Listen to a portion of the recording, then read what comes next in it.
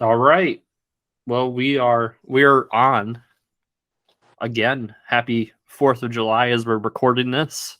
By the time you get this, it won't be the 4th of July, or it will be. I don't know. We'll see. We'll see. This release schedule's been crazy. I might let the other videos marinate a little bit, and then we'll put this one out probably towards the end of the week. This is JML Chamber Pod. Look back yet again. My co-host. I found them, everyone. Sorry Yeah, for falling asleep early on Money in the Bank. Fell asleep during the main event. Not that it wasn't a great main event. I just was sleepy. I spent the channel budget on milk cartons to put your face on.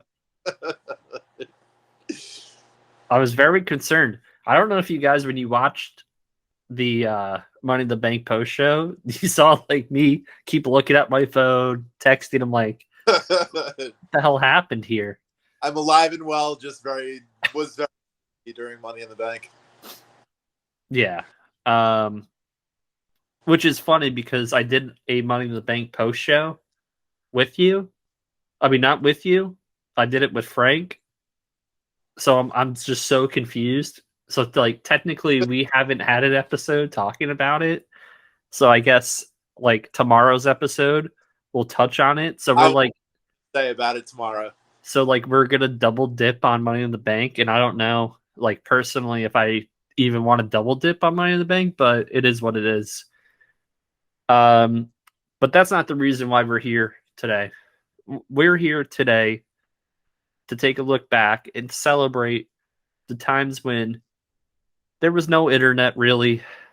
You couldn't get spoiled by rumors and innuendo unless you were a pencil neck geek that got Wrestling Observer mailed to you. And then a lot of times that was just rumor. So WrestleMania 10 at Madison Square Garden, where WrestleMania 1 hailed from. So they came back 10 years later. The company's definitely a little bit different, looks a little bit different, feels a little bit different. This was a very epic WrestleMania from the presentation standpoint. And bringing it back to the Garden made it feel extra special again. Do you know who was at this WrestleMania? This very WrestleMania? You've told us. Me. I was there. Great, first WrestleMania experience for me. Yeah, I'm excited to go over this. And there's some things that as a child I kind of thought were great, and as we go over this card, they've become not so great. Yeah, and we'll speak on that. Second of it, well, not second viewing. I'd probably viewed it like a handful over the years, but in reviewing it tonight, I realized it has its share of filler in the card. We did WrestleMania. We did Royal Rumble 94, and we've also done Royal Rumble 93. What I would like to do is actually just do look back in times for 93 and 94, since there's only 8 pay-per-views across those 2 years, and we'll just finish those off. And then what we'll do is we'll gather enough audience recommendations. Hopefully, and then start to make comments. Yeah, we need some comments, people. It's great that you guys love us and we're getting supported. We have over 300 subscribers. We love the feedback that we're doing great, but would make us feel warm and fuzzy inside is if we can get some content from the viewer. We want you guys to create your own content for this particular show. The take a look backs are for you guys. I don't care what it is you want us to do. I don't know. in your house pay-per-views that were horrible. We'll go and we'll watch them. We'll watch them. Because if I get my choice next, we're doing King of the Ring. So, well, it's going to be the next 5 are going to be our choice because we're just going to finish 93 and 94. So the spoiler alert, the next take a look back is going to be King of the Ring 1994. Okay. Sweet. Special shout out to One Hunter. You can find him on YouTube. He'll be in the description box along with Pack Attack Jackpot. Both tremendous help with growing the sub base, and thank you so much. Let's get into it. Madison Square Garden, WrestleMania 10, opening match. The opening match to WrestleMania 10. Bret Hart versus Owen Hart. Can you think of a better first match at any WrestleMania? No, definitely not. This is arguably, in my opinion, the main event match. And there's two great. There's two. Think the match stole the show? There's 2 great matches on this card. Yeah. But in my opinion, storyline, what it did, it's phenomenal. Maybe but I have to call the other one the main event. Well, the show stealer of the match of the event. Commentary team for this event, much better. Much better. Jerry Lawler. Yeah. The return of Jerry Lawler from lawsuit probably number 78. So what was really stood out to me was on the graphic he was referred to as the King. Not even Jerry Lawler. Like his name was the King. Oh wow. That one passed me. I didn't see that. Yeah. So the first person to come out was Owen Hart, and Vince thought it was Bret. And he was like, wait, that's Owen Hart. And they had the whole thing with him like stepping out of the shadow, which I thought was cool. He came out with the visor glasses, then he ripped them up. So for me, I don't know about you, but they gave this match like so much time, and it needed the time. This match probably went overtime, and we'll discuss some of the stuff that they cut out of this event or made shorter. Yeah, I just noticed that watching this time through that they cut something out, but we'll get to that later. The match time was over 20 minutes. I could have watched an hour of this. Yeah. The storytelling, the spots with the leg, that then you would go later on in the evening. Like, could Bret, Bret loses this match ultimately, but he still gets to go on to be in the main event match, which is so convoluted that happened. But it makes sense in the ultimate overarching storyline that comes out of this. Yeah. What were your thoughts overall on this? The storytelling was phenomenal. Owen, I did notice something though. Where'd you go? I did notice something. Mm-hmm. Bret can't hit an enziguri like Owen can. No. Owen is more athletic in that way than Bret. Yeah. And that was, and on the commentary, Vince said something like Bret is more athletic or something like that, and Jerry Lawler's like, no way. He's like, Owen's more athletic. Yeah. And it's true. Owen was definitely like, he was an inspiration for a lot of guys like, the Daniel Bryan, of the world. Absolutely. And I don't know why this thought came into my head during this match, but when I was watching this match, did we ever see Owen Hart and Chris Benoit have a match in the US? I think they were always on different territories in the US. Man, like let's forget about what Benoit did and all that. It was awful. But could you imagine if Owen and Benoit would have had some sort of match? That would have been great. Yeah. This was really, I think, Owen's coming out party for him, like personally. And I mean, that's like the understatement of this entire run of podcast for me to say that.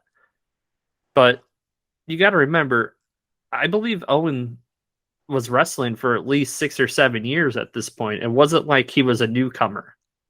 So his coming out party, was tag based, right? He was always tag based, or he was the Blue Blazer. Like, like he was stuck with a gimmick. Yeah. Like this was his coming out party 6 or 7 years after being in the wrestling business. So it wasn't like an overnight thing that happened for him. So he beats his big brother with that victory roll spot, which was tremendous. Vince was like, "Oh, I don't think Brett was taking this match serious." Blah blah blah. I hated that on commentary, by the way. Yeah. Like you're cheapening the victory. Yeah. I mean, what? Like I said, there'll never be an opening match at a Mania that could top this for me. No. And maybe it's because the rest of the card, besides another match, when you look at the actual matches, this was like the main event match, and it happened as the first match of the evening. Your thoughts? Anything you want to add? Anything that you thought was interesting? I think you covered it all. Man, does New York love Bret Hart? Yes. And minus Shawn Michaels, I think it was still that heels were booed, faces were cheered crowd. Yep. And that's weird for New York. That's so weird me watching that in retrospect in New York and heels not being cheered. Yeah. And if you notice, the crowd is very different than the crowd we would get just like a few years later in the Attitude Era. This was a lot of families and kids, and I mean, there was even old people in the stands, like really old people. Then when you get to the Attitude Era, that's something that didn't happen. Another thing was when Owen won, he had another backstage interview, and he's got spit all over himself. He's got saliva. What's going on here? They don't tell him before he's on camera, like, "Hey, dude, you got some spit right here, man." Kurt Angle won the world title and had the booger in his nose.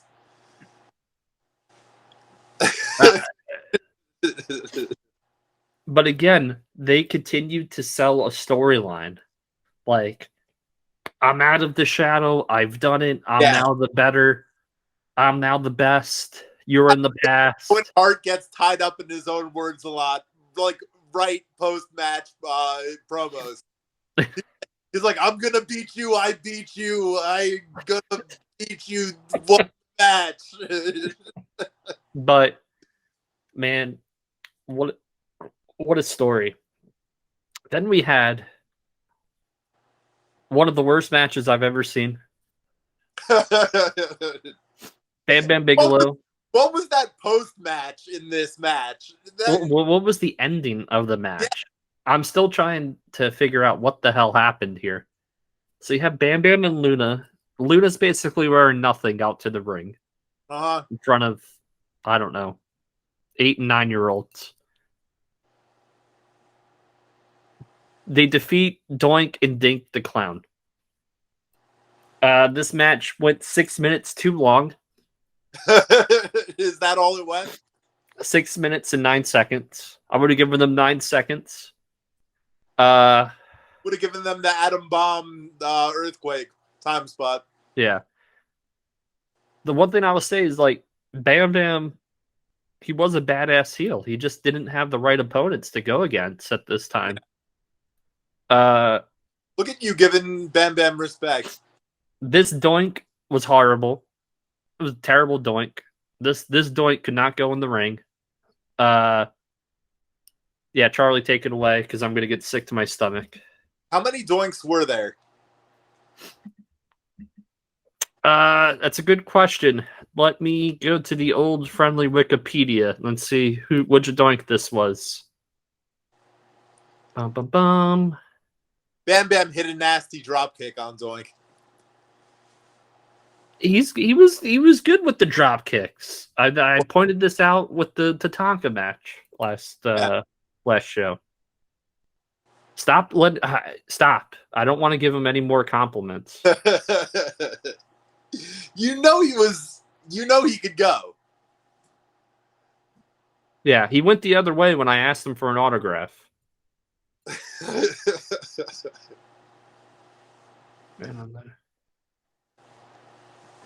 Because I met two of the Doinks. One at an indie show, one at FanFest. I don't know how many there were in all. So this was the Brooklyn Brawler as Doink. Okay. It shows. Yeah. The end of the match, I'm confused because it looked like Dink didn't get out of that spot correctly. And it looked like Luna and Bam Bam were both like legitimately pissed off at Dink to the point that Bam Bam wanted to rip the mask and the headgear off of Dink. Yeah. I was trying to go back to the Pritchard podcast, but we recorded this like right after you watched, but maybe I'll just add it as a factoid to one of our other shows. I think he was legitimately pissed, Bam Bam. There was something off in that post-match. There was when they both went for the splash, only a hit, and that was just weird. Yeah. That's enough. I can't talk anymore about this. It's going to make me sick. Then when we talk about convoluted, this next match, I'm still confused about. Randy Macho Man Savage in his final Wrestlemania match against Japanese Crush with Mr. Fuji. This match went about 10 minutes. Let me ask you a question. Falls count anywhere, right? But then they have to go back to the ring. Yeah, when was that ever a part of the stipulation, the falls count anywhere? I was watching that, and I completely forgot that they had to get back to the ring in 60 seconds. And I think Randy forgot that, too, because he did the elbow drop to Crush and then went to pin him. And then the ref must have said something to him. Then he pushed him outside of the ring. Right on the outside of the ring. And they're like, they have 60 seconds to go back to the ring. And I'm like, what? What is this? And then conveniently enough, towards the end of the match, when they go in the back, there's like this hog tie just set up randomly. Yeah. This was a disservice to both of these guys because I thought at this time that Crush could have been legit heel for the company. This match made him look horrible. This did nothing for him.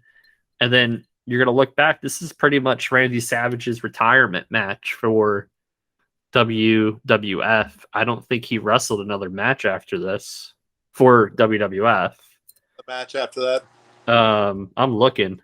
Let me see. Because didn't he go to... No. He went commentary after that, or did he leave for WCW? His last WWF pay-per-view appearance as a competitor was a victory over Crush at WrestleMania 10. Yeah, but He after stayed, that, go to WCW or commentary? he was on commentary. Okay. He didn't leave until his last WWF appearance was October 31st of that year. Okay. So then he went to WCW. Randy Savage, in my opinion, he's just in my opinion and in my favorite superstars. He's in my top 5. He could work face, heel, whatever. He was just phenomenal.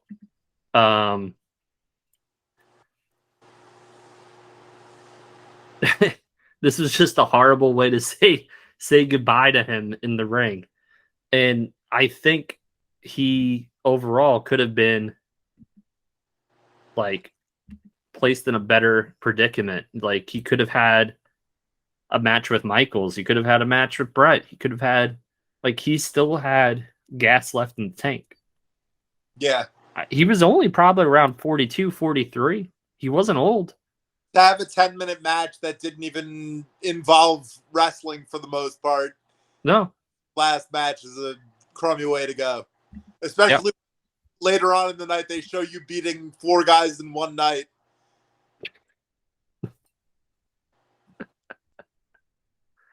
Mr. Fuji got the shit kicked out of him during this pay-per-view, huh? Yeah.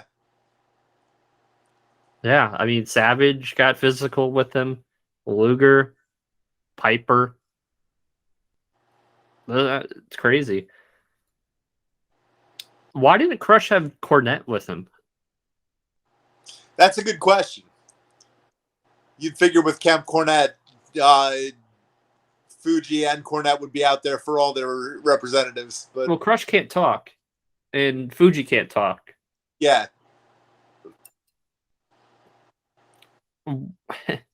That was just a missed opportunity.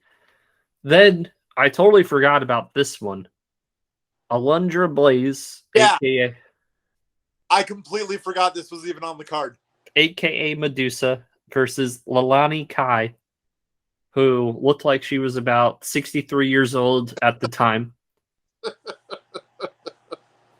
Jerry the King Lawler even said, "Oh man, doesn't she look great?"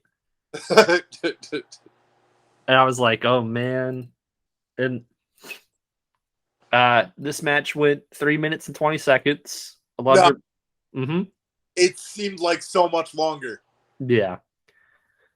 Yeah. And Vince was trying to sell like the athleticism of Alundra Blaze, and then you have King like, oh yeah, she kind of reminds me of something I saw at the Kentucky Derby. And I'm like, he said something about having 2 more legs. Some horse reference about Alundra Blaze if she had 2 more legs. Forget it. If he would have said that in absolutely today's day and age, forget it. That's why the King can't be on commentary today. Definitely not during a Charlotte Flair match. No. Alundra Blaze won, and that's all I'll say about that. Next match, tag team title match. Mom versus... Now, can we get any more mid-90s than Men on a Mission? I know that was Mabel and Mo, but who was the one that wrapped them to the ring? Oscar. Oh, boy. Remember? So 90s. Wave your hands in the air. You know what they reminded me of? What? Men on the Mission's gimmick. What did they remind you of? Do you remember a little something called the Kool-Aid Man? Yes. Remember when the Kool-Aid Man would come go through the walls and all of a sudden be like, "Oh, the Kool-Aid Man is here." That reminded me of Mabel and Men on the Mission.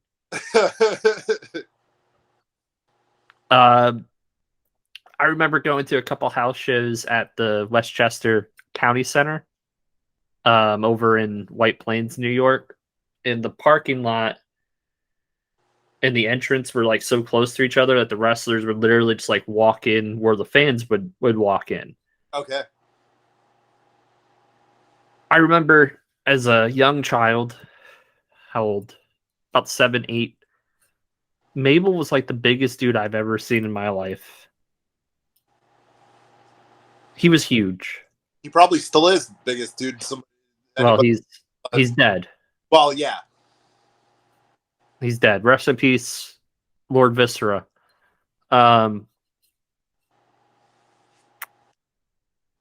We have the Quebecers.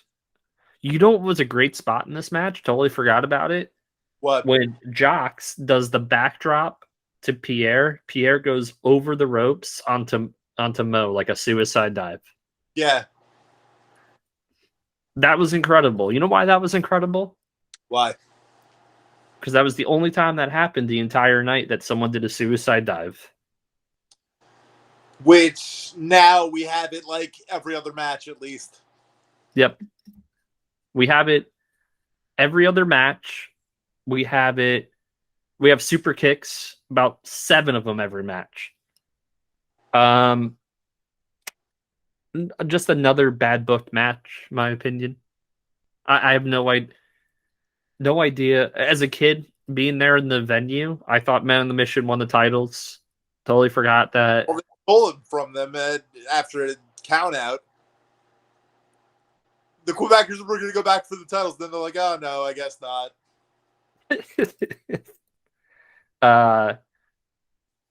Your thoughts? Wasn't the greatest match. No. Oh, boy. We're going to have to talk about this one. The next match. What's the next match, Charlie? What was the next match on the card? Think about it. This is the reason why we're doing the show. Luger Zuna? Yes. Okay. Perfect was amazing in this. Would you say he was perfect? Referee was perfect in this. Perfect was perfect. Perfect was perfect. Now, how many rest holds were in this match? It was Rest Hold City. Zuna was wrestling 2 matches that night. Zuna needed his rest holds. Let me ask you, why in the blue hell did this match go almost 15 minutes when they knew this wasn't going to be the main event match? This is predetermined. I don't know, but a good half of that was rest holds. So there were 7.5 minutes of rest holds. So Luger, I don't know why he had Yokozuna knocked out, but he drags Fuji in the ring, drags Cornette into the ring, then gets, grabs Perfect by the ref shirt and gets DQ'd. Yep.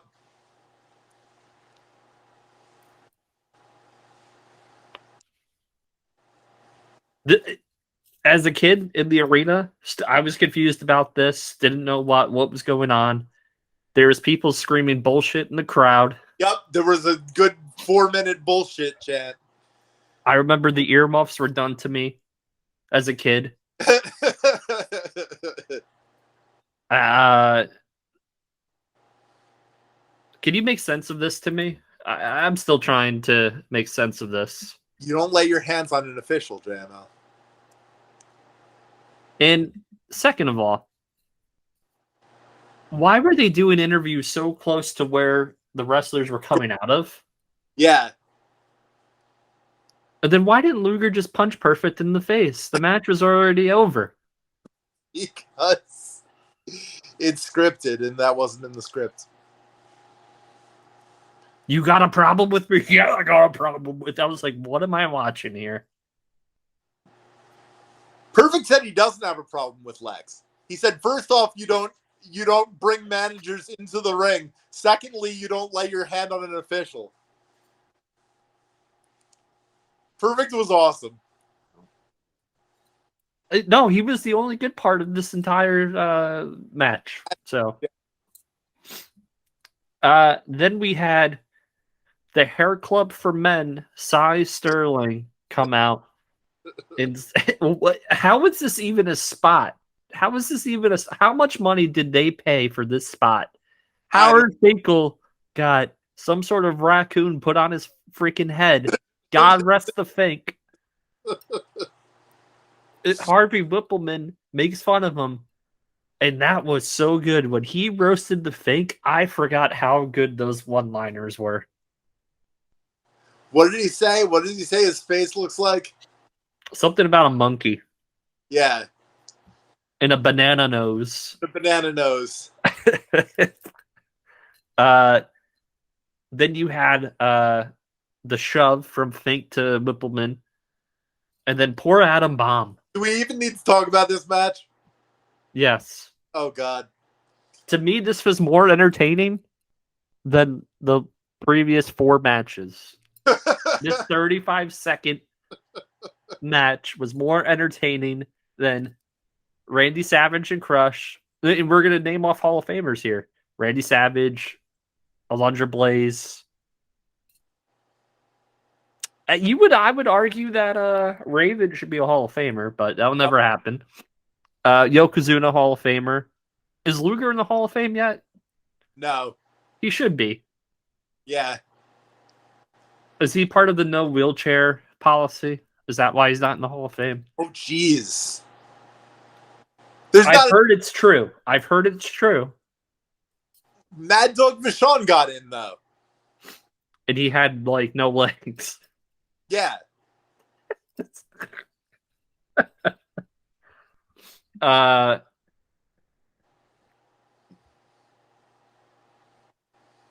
Rest in peace, John Tenta, Earthquake.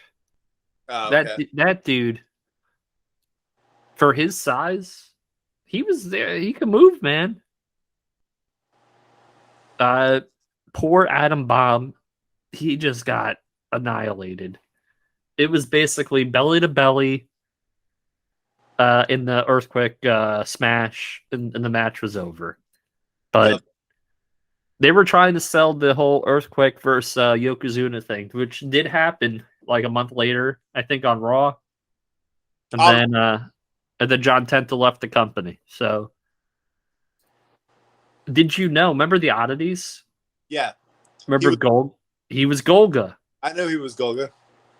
He was supposed to come back as Earthquake, but he lost so much weight that they were like, no one. Vince was like, no one would recognize you. We're gonna put a mask on you.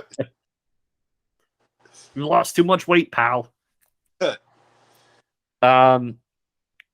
Is Earthquake in the Hall of Fame? You got a computer right next to you, Jack. Let's see.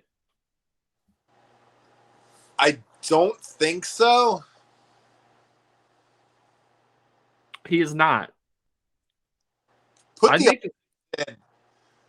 Huh? Put all the oddities in.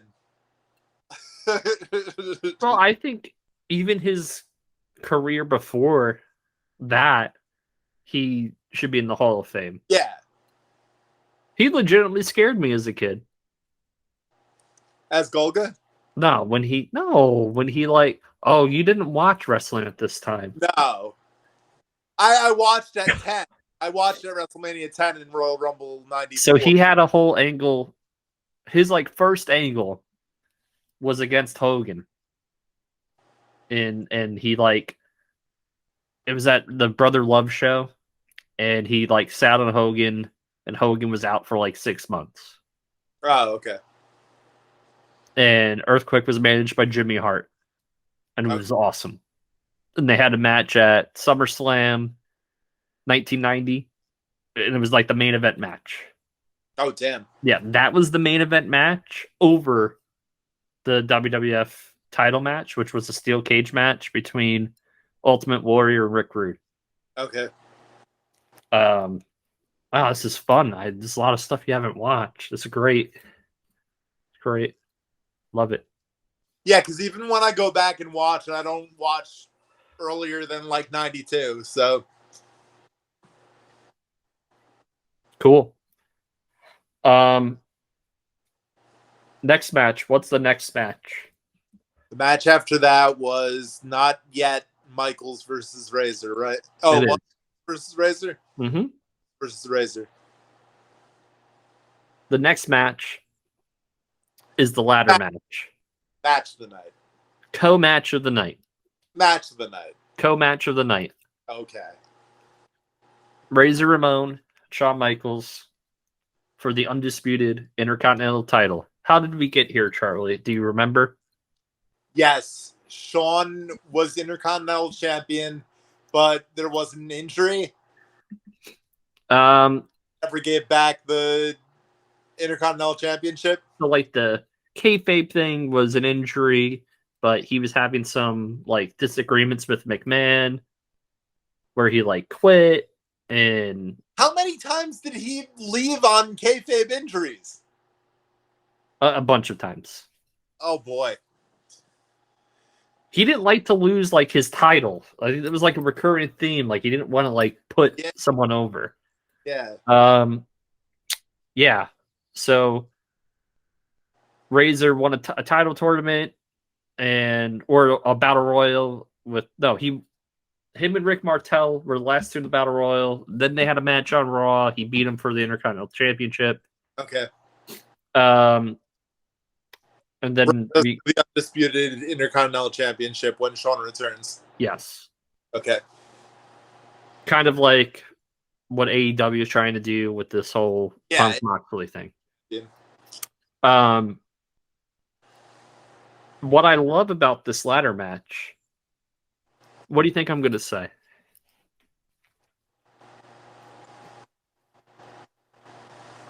Knowing how they only used one ladder.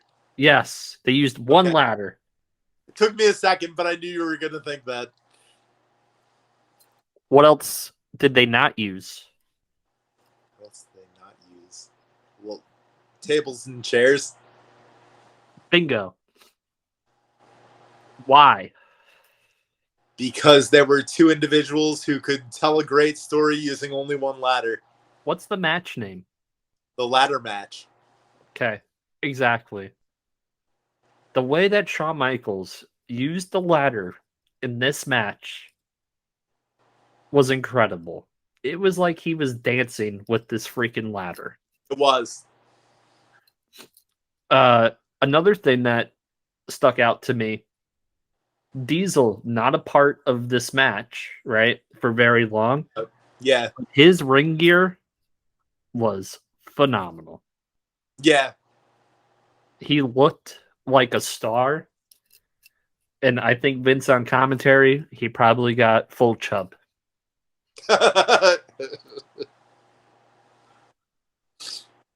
What do you think? Do you think he had full chub? I think he went full chub. I think he did. The spot where the ladder bent, I don't remember it being as scary as it was watching it back today. That ladder literally bent. Yeah. That would have been an oh shit moment if they couldn't use that ladder. Well, Razor fell off it when he got the belts. Yeah. Back up and pose. Yeah. I completely forgot about that. In the annals of the Intercontinental title, where would you rank Razor and HBK as Intercontinental champions? They both put so much prestige on it. It's not even funny. Now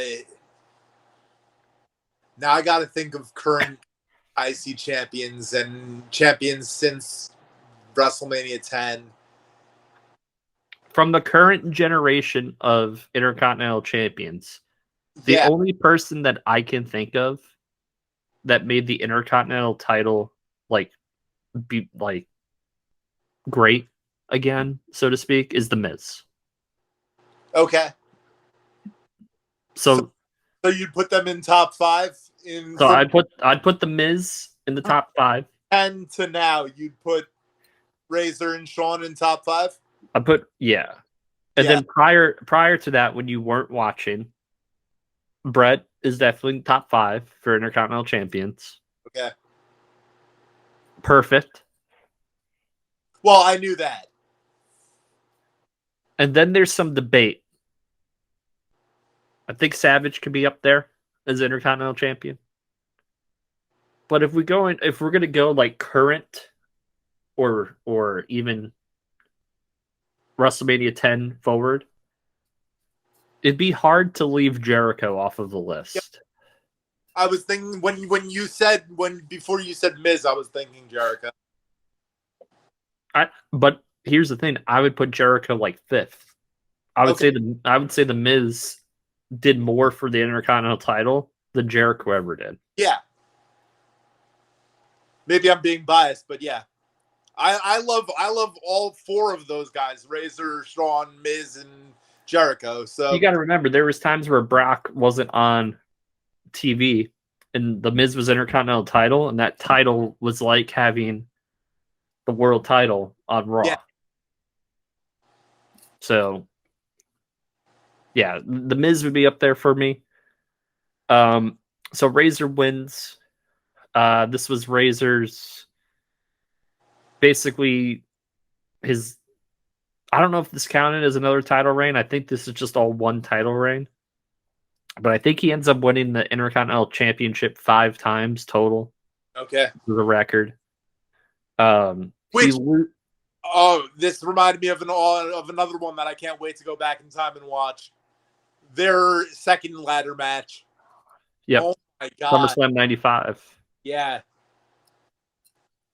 That was you want to talk about stinkers of pay-per-views? That was a pretty bad pay-per-view. Of course, that was headlined by Diesel versus King Mabel. So, and again, you guys could pick that pay-per-view if you just write it enough in the comments. SummerSlam 1995. You want to see me get really agitated? Make me watch that.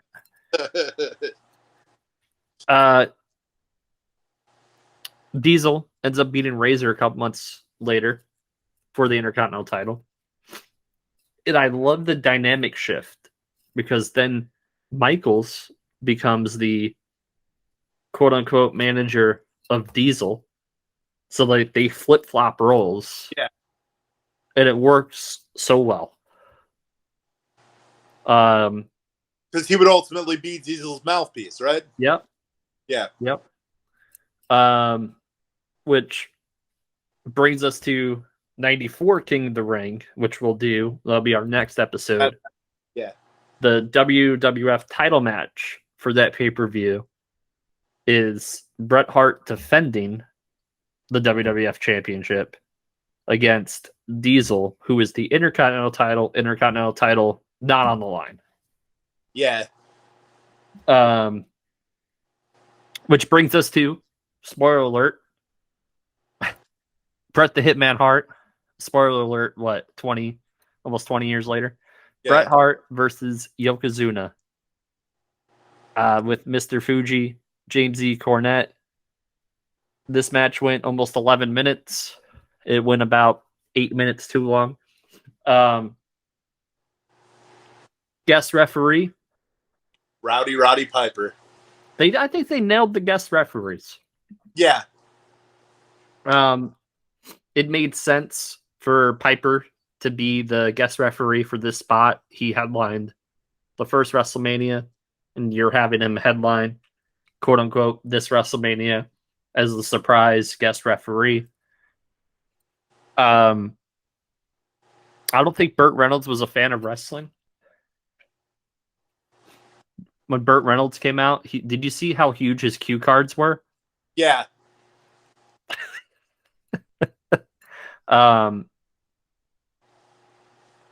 What? Again, on commentary. Oh. They're selling that Bret. They're like, can Bret make it through this match? And in my head, I'm saying, how in the F is Yokozuna going to make it through this match? Through rest holds, that's how. This dude was gassed walking down the aisle. He was gassed.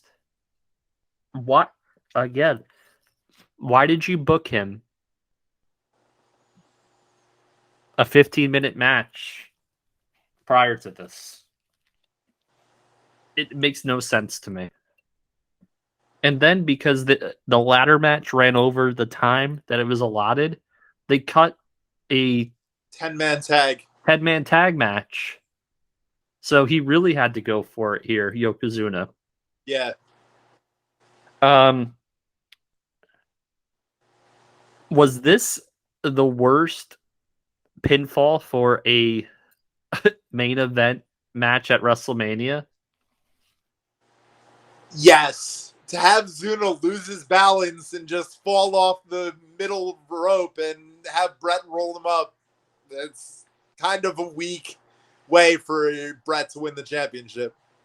He hit the back of his head. I'm like, okay, great. So Brett wins. Brett, he's great. He sells like all of the injuries and that he was like so out of it. You have Luger coming to the ring. And this would have been great if Luger turned heel, but we didn't get that. And what was weird was, why did Brett reach like shake his hand?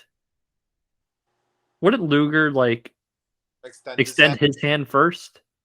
Should have been how it went. So then the face locker room comes out. Piper comes out. They're all like with Brett. Our boy Tatanka came out. Tatanka comes out. Sparky Plug comes out. You know who Sparky Plug is? Bob Holly. Yeah. And then you have Savage come out, which was great. And then it looks like Owen's going to go in the ring. He's invited in the ring, but he opts out of it. And once again, little brother who stepped out of the shadow is back in the shadow. So you could say what you want about the match quality, but if you're going to talk about storytelling, this WrestleMania had a clear objective of the story that it wanted to tell and the direction that it wanted to set the company for the next several months, and it did it. In Vince's eyes for the next decade. Did you hear him? How much he was saying that at the end of the Brett match? Yeah. So let's take that into consideration, right? I'm glad you brought that up. I'm doing math. It takes me a while. Hold on. When was the starting point of the new generation? I would say right at this point. Okay. Because I think the new generation ads came out around King of the Ring 94. Okay. But speaking of new generation, doing math.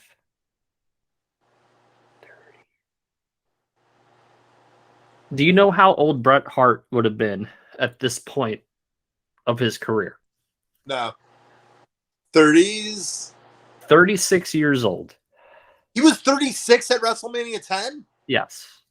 Wow.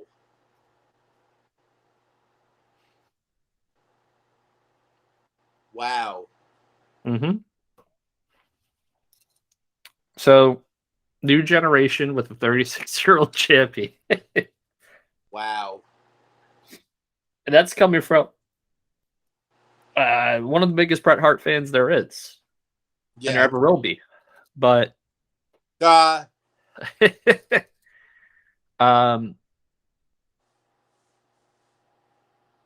think it also told the story of overall this entire WrestleMania. Michaels was going to be a guy. Razor was going to be a guy. Diesel. A guy. Huh? Diesel was going to be a guy. Yeah. What I didn't like about this pay-per-view, the random celebrities. Who the hell is Rhonda Shear? I have no idea. She was on some USA show, they said at the time. You had the fake Bill Clinton. Yep.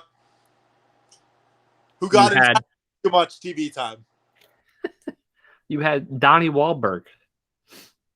Yep. And you had Little Richard, sing the national anthem. This is how out of touch Vince is.